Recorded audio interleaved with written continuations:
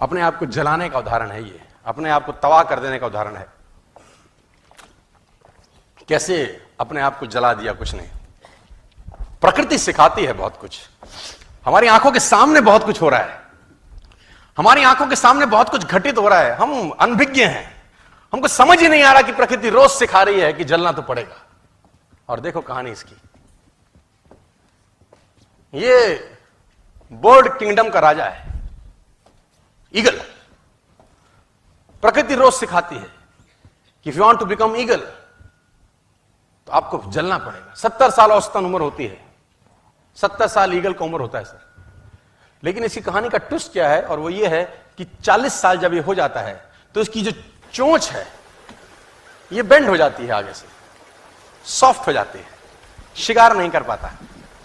When he reach 40 इसकी चोंच bend हो जाती है, सॉफ्ट हो जाती है, शिकार कर करके शिकार नहीं कर पाता। इसके जो पंख हैं जिससे उड़ता है वो इतने भारी हो जाते हैं कि वो छाती से चिपक जाते हैं, इतने भारी हो जाते हैं कि छाती से चिपक जाते हैं, इसको उड़ने में तकलीफ होती है। इसके जो पैर हैं जिससे झपटा मारता है वो नाखून टेढ़े हो जाते हैं, कर करके 40 साल। अब इसके पास चॉइस है कि 40 साल के बाद मर जाए, क्योंकि उड़ सकता नहीं है, शिकार कर नहीं सकता, पंख भारी हो गए, उड़ना दिक्कत, शिकार पकड़ नहीं सकता क्योंकि पैर के नाखून खराब हो गए, और पकड़ भी ले तो चोंच से उसको मार नहीं सकता। अब इसके पास चॉइस है 40 साल में क्या वो मर जाए। लेकिन मैं आपको बताना चाहूंगा, प्रकृति सिखाती है कि ईगल ऐसा नहीं करता। 40 साल की उम्र में ईगल अपने एरिया की सबसे ऊंची चोटी पर चला जाता है और जो चोंच है उसको सामने वाले पत्थर पे मारना चालू करता है। जब चोंच पत्थर पे मारी जाती है तो पीड़ा होती होगी, और वो पीड़ा सहता है, मार मार के पत्थर पे मार के खून निकलता है, लहूलुहान हो जाता है, दर्द से मर रहा होता है, लेकिन मारता रहता है और चोंच को तोड़ देता है।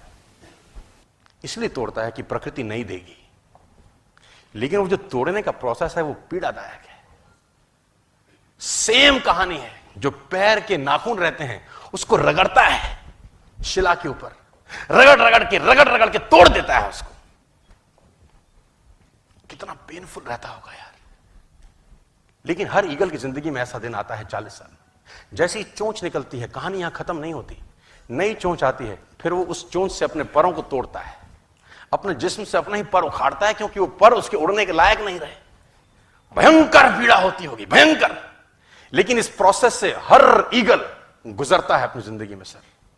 और 40 साल के इस प्रोसेस में 6 महीने के बाद वो एक नया ईगल होके 30 साल और जीता है, 30 साल और जीता है सर। तो आहुति तो देनी पड़ेगी। आज कल परसों चॉइस आपकी है। मैं फिर कहता हूं, आज कंफर्टेबल हो जाएंगे तो जिंदगी अनकंफर्टेबल होगी, आज अनकंफर्टेबल हो जाएंगे तो जिंदगी कंफर्टेबल होगी।